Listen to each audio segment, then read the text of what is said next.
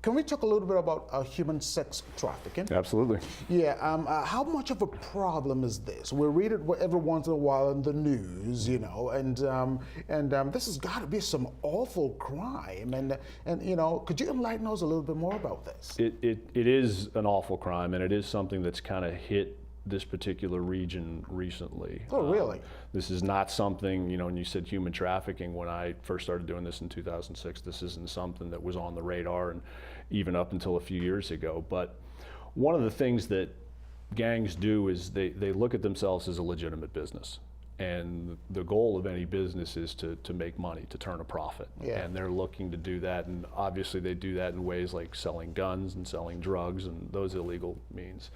But somewhere along the way, the gang members decided that there was very lucrative money in human sex trafficking. There are a ton of kids, a ton of schools in the Northern Virginia area.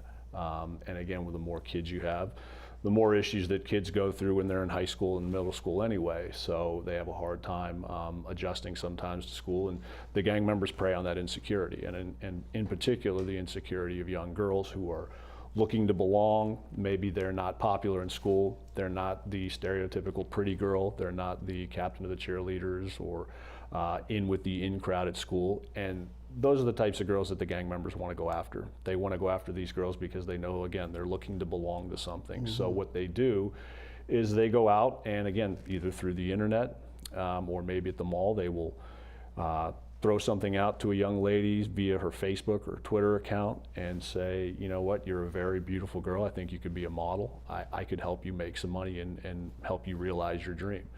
For that young girl, that's the first time she's ever heard anything like that. Maybe she's never had a boyfriend. Maybe she's never been close with anyone. Maybe she doesn't have a father, or a lot of these girls unfortunately suffer abuse in their home environment. So they're looking to get out, they're looking to escape, and oftentimes it's a young, probably handsome looking man who comes up and, you know, shows this girl attention. And for a young person, that's very flattering, especially if they've never been through it before. So he starts the grooming process. He begins to buy her nice jewelry. He takes her out to a nice dinner, and he does everything that a normal boy would do if he was trying to connect with a young woman.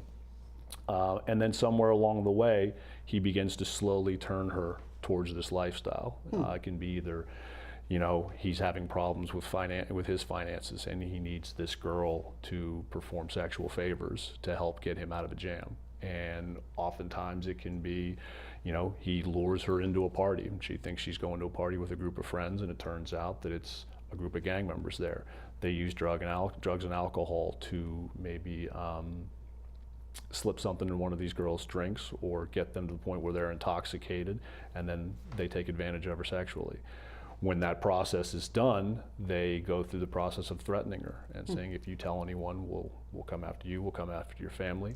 So they play on that fear. So they've essentially, you know, dehumanized this young girl, and they do that pretty often, and can go out and have them perform sexual favors for cash that all comes back to the gang. So it's a very big money maker. If you're a gang member and you're in a car and a police officer pulls you over and there's a large quantity of marijuana sitting in the back seat or in the front seat, or they pop the trunk of the car and there's a bunch of weapons in there, that's a pretty easy arrest for a police officer. But if a police officer pulls them over and there's a 14-year-old girl in the front seat and she's been doctored up to make her look like she's a little bit older. Yeah. The guy can tell the officer, this is my girlfriend, or this is my sister, or this is my cousin. A lot harder to prove intent. Yeah. There's Yeah. no obvious crime being committed there, and the girl is afraid, and she's not going to say anything anyway. So they realize that they can get away with it more. And again, with girl, they're kind of a resource that's ongoing. There are a lot of young girls that exist in Fairfax County in the North Virginia area. Could you please talk to parents out there? This is really serious. I'm glad you came on Crime Prevention Works today. This is really serious stuff. I want you to talk to parents out there. What should they look out for to help their children, the boys and girls, not to fall victims of these terrible criminals? Well, I can say it too, because I'm the father of 2 girls myself. So, Yeah. so speaking as a parent to other parents, you know your kids better than anyone else does. You know your kids better than any teacher does, better than any police officer does, better than any probation officer, or better even oftentimes than their friends. If you have a feeling that something is wrong, chances are your instinct is probably right. Get your kids involved in positive activities. Get your kids surrounded around positive people, particularly with young girls. If you have daughters, tell them that you love them every day. Let them know how special they are. Praise them when they do well. Encourage them when they have trouble doing something. But be an active participant in their life as a parent. Set boundaries. Oftentimes, I can't tell you as a member of the juvenile court how many times I've seen parents just kind of let their kids do whatever they want. You know, they have their own rooms and the parents don't enter. Your kids at that age need structure. And they sometimes crave discipline even if they don't come out and ask for it firsthand. They want to know that you as the parent care about them and want to keep them out of trouble. They may test you, they may get upset, but you know, as parents, you know that's part of the deal. Yeah. Is that, you know, kids are going to test you, and one of the things that you have to do is continue to send that message of love and encouragement, but at the same time set those boundaries, set those parameters. If your kid gets involved in an activity that you didn't do when you were younger, make an effort to get to know that. Make an effort to get to study that activity and really take an interest into what he or she is interested in. Awesome. Thank you so much for that. I really appreciate it. Let's talk about some of the resources you have out there for our community members that we can take advantage of and to use to push awareness efforts in community outreach. Well, one of the things we do, as I mentioned, for intervention programs, we have a tattoo removal program here in Fairfax County. So oftentimes, you know, kids get tattoos consistent with the gang-related culture. And they do that when they're young and kind of impressionable, and then they realize as they get a little bit older, this is not the lifestyle that they want to be involved in. But they still have these gang-related tattoos on their arms or possibly on their neck or visible. They don't know how to get those off. Plastic surgery is pretty expensive. We run a program that would be at no cost to the gang member, provided he or she is willing to take active steps to show that they are serious about wanting to distance themselves from the lifestyle. This is the tattoo removal program. And how can viewers access this program? You can go on the Fairfax County website. I'm sure you'll give my contact information in the show. You can contact me directly via my email or phone number, and I can certainly send you the information.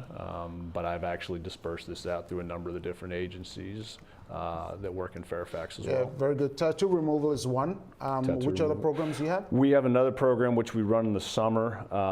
It's a summer work training program. What we do is we get a grant from the Department of Criminal Justice Services, and we give 15 to 20 kids in the Northern Virginia area a paid summer internship.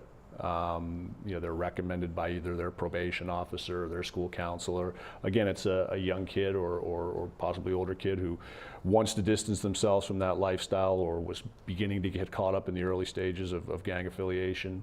And doesn't want to do that anymore. So we surround them with positive activities and teach them about, you know, maintaining employment.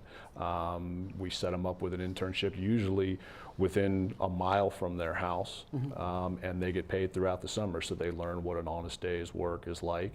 And oftentimes, again, it is that structure that really impresses them, and they realize that they can make a living in other ways, in ways that are positive to society, rather than going out and trying to peddle dope on the corner or sell girls or drugs or anything like that. Yeah.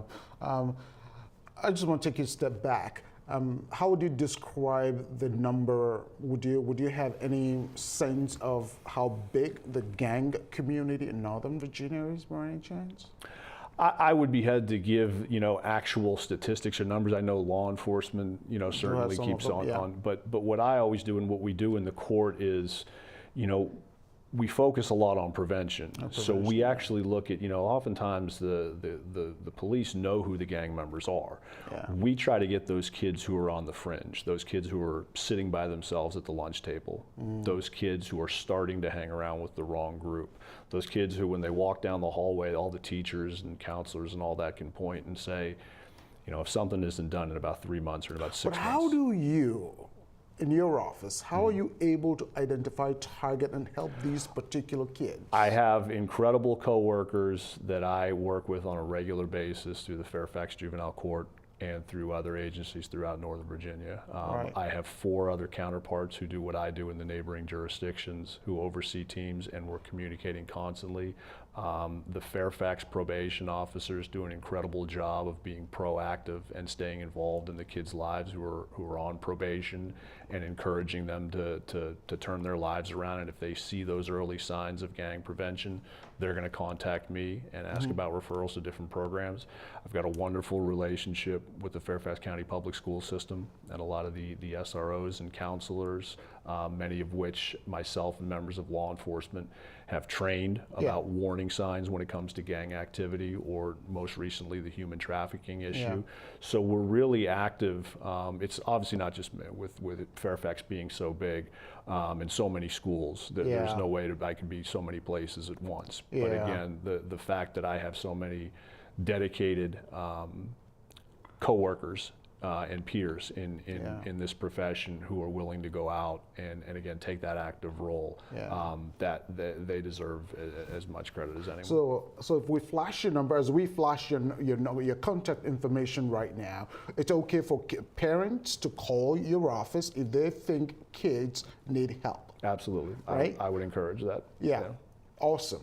I really appreciate that. So any more, anything else you would like for us to extend to community members about gangs? Well, again, I mean, we hear gang prevention program. I've mentioned some specific programs, but I would say this: don't look at gang prevention as a program so much as a process. Yeah. Some of the kids, the reason one kid joins a gang may not be completely similar to the reasons another kid joins the gang. Some of these kids that join gangs have underlying substance abuse issues. So think of it more as a process. There's a process that requires many different agencies and people and dedicated professionals to come together and work together in order to combat this activity.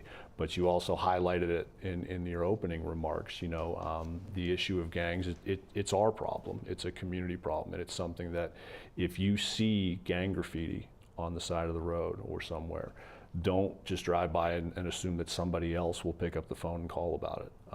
Pick up the phone, call the non-emergency hotline, which is a number that we'll give, and you don't even have to give your name. Just say, I see what looks like gang graffiti. Myself, members of law enforcement, we'd rather receive 100 calls and it turn out to be nothing than not receive any calls and let it go. Yeah.